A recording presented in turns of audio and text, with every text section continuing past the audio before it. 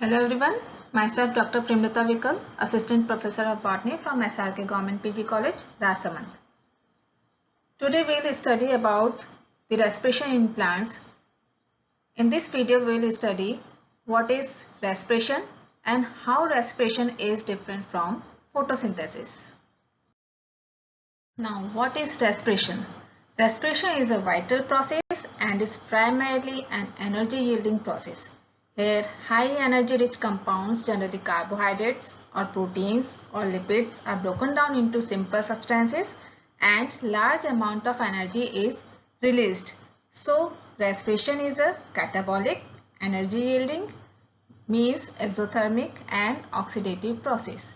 And this respiration can be represented by this following equation, that is 1 molecule of glucose and 10 molecules of water and 6 molecules of oxygen will interact with each other in the presence of different types of enzymes, and it will give out 6 molecules of carbon dioxide, 16 molecules of water with a large amount of energy in the form of ATP, that is 686 kilocalories of energy is released by the breakdown of 1 molecule of glucose.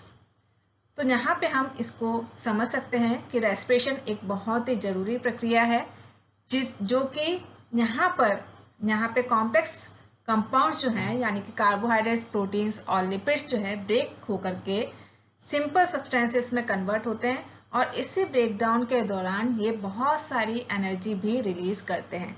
तो ये respiration जो है catabolic process है क्योंकि यहाँ पे complex substances simple substances में convert हो रहे हैं या ब्रेकडाउन होकर के सिंपल सब्सटेंसेस बना रहे हैं। इस रिएक्शन के दौरान एनर्जी रिलीज हो रही है, तो ये रेस्पिरेशन को कहा जा सकता है कि ये एक्सोथर्मिक है और साथ में ये ऑक्सीडेटिव प्रोसेस क्योंकि ये पूरी प्रक्रिया जो है ऑक्सीजन के प्रेजेंस में हो रही है।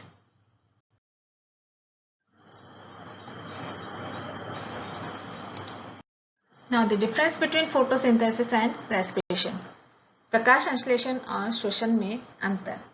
फोटोसिंथेसिस ये सभी ग्रीन प्लांट्स में जिनमें क्लोरोफिल पिगमेंट्स पाया जाता है उनमें ये प्रक्रिया पाई जाती है, जबकि रेस्पिरेशन जो है वो सभी लिविंग ऑर्गेनिजम्स में, चाहे वो प्लांट्स हो या एनिमल्स हो या बर्ड्स हो या और भी कोई लिविंग ऑर्गेनिज्म हो, तो उन सब में रेस्पिरेशन की प्रक्रिया होती है क्योंकि लाइफ की जो एक्टिविटीज हैं उनको कैरी आउट करने के लिए एनर्जी की जरूरत पड़ती है और उस एनर्जी के लिए रेस्पिरेशन की प्रक्रिया का होना भी बहुत जरूरी है। फोटोसिंथेसिस के दौरान फूड का सिंथेसिस होता है, जबकि रेस्पिरेशन के दौरान जो फूड है उसका ऑक्सीडेशन होता है। फोटोसिंथेसिस में एनर्जी स्टोर होती है in the form of food, जबकि रेस्पिरेशन में जो स्टोर्ड एनर्जी है फूड के फॉर्म में वो ब्रेक डाउन होकर के एनर्जी रिलीज करती है। Photosynthesis is an anabolic process क्योंकि यहाँ पे सिंपल सब्सटेंसेस से कॉम्प्लेक्स कंपाउंड्स बन रहे हैं, जैसे कि कार्बन डाइऑक्साइड और वाटर से कार्बोहाइड्रेट्स का फॉर्मेशन हो रहा है, जबकि respiration is a catabolic process क्योंकि यहाँ पे कॉम्प्लेक्स सब्सटेंसेस ब्रेक डाउन होकर के सिंपल सब्सटेंसेस में कन्वर्ट हो रहे हैं। फोटोसिंथेसिस में साइटोक्रोम की आवश्यकता होती है, इसी प्रकार से रेस्पिरेशन में भी साइटोक्रोम की रिक्वायरमेंट होती है। Photosynthesis is an endothermal process while respiration is an exothermal process। क्योंकि इस फोटोसिंथेसिस में एनर्जी लग रही है, एटीपी के फॉर्म में यूटिलाइज हो रही है, जबकि रेस्पिरेशन में एनर्जी एटीपी के फॉर्म में बाहर रिलीज हो रही है। फोटोसिंथेसिस में यहाँ पे जो एंड प्रोडक्ट्स बनते हैं वो वाटर, ऑक्सीजन और शुगर बनता है, जबकि रेस्पिरेशन में जो एंड प्रोडक्ट होता है वो कार्बन डाइऑक्साइड और वाटर होता है। फोटोसिंथेसिस में लाइट एनर्जी या रेडिएंट एनर्जी कन्वर्ट होती है पोटेंशियल एनर्जी में, रेस्पिरेशन में यही पोटेंशियल एनर्जी कन्वर्ट होती है काइनेटिक एनर्जी में। फोटोसिंथेसिस जनरली डे टाइम में होता है यानी कि लाइट के प्रेजेंस में ही होता है, जबकि रेस्पिरेशन एक कंटिन्यूअस प्रोसेस है, एक सतत प्रक्रिया है और ये पूरी लाइफ टाइम सभी लिविंग ऑर्गेनिजम्स में होती रहती है। Now types of respiration. Respiration दो प्रकार का हो सकता है, एरोबिक रेस्पिरेशन या एनएरोबिक रेस्पिरेशन।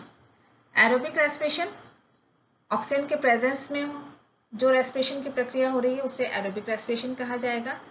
ये जनरली यूकैरियोट्स में होता है और यूकैरियोट्स की जो कोशिकाएं हैं, कोशिकाएं के अंदर जो ऑर्गेनेली है माइटोकॉन्ड्रिया, उसके अंदर ये रेस्पिरेशन की प्रक्रिया कैरी आउट होती है।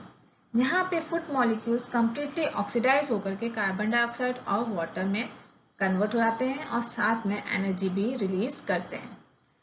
जबकि एनारोबिक रेस्पिरेशन, ये प्रक्रिया ऑक्सीजन के एब्सेंस में हो रही है और ये जनरली प्रोकैरियोट्स में कॉमन है, यानी कि यीस्ट और बैक्टीरिया में एनारोबिक रेस्पिरेशन पाया जाता है। और ये वहाँ क्योंकि प्रोकैरियोट्स में ऑर्गेनेलिज जो है यानी कि माइटोकॉन्ड्रिया जो है वो एब्सेंट है, इसीलिए ये जो यहाँ पे जो रेस्पिरेशन हो रहा है वो साइटोप्लाज्म के अंदर होता है। इसके अलावा दो टर्म्स और हैं रेस्पिरेशन के रेफरेंस में, protoplasmic respiration and floating respiration. Protoplasmic respiration Blackman ने ये टर्म दी थी, उस रेस्पिरेशन के लिए ये टर्म दी थी जहाँ पे पत्तियों में रिजर्व फूड मेटेरियल की कमी होती है।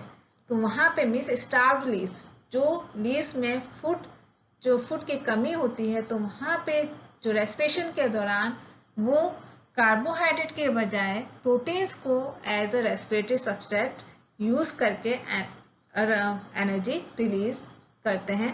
तो यहाँ पे इस चीज के लिए जहाँ पे जिस रेस्पिरेशन में प्रोटीन्स रेस्पिरेटरी सब्सट्रेट की तरह एक्ट कर रहा है, तो उस रेस्पिरेशन को ब्लैकमैन ने कहा है प्रोटोप्लाज्मिक रेस्पिरेशन। जबकि फ्लोटिंग रेस्पिरेशन ये एक नॉर्मल रेस्पिरेशन है जहाँ पे कार्बोहाइड्रेट्स ही रेस्पिरेटरी सब्सट्रेट की तरह एक्ट कर रहे हैं।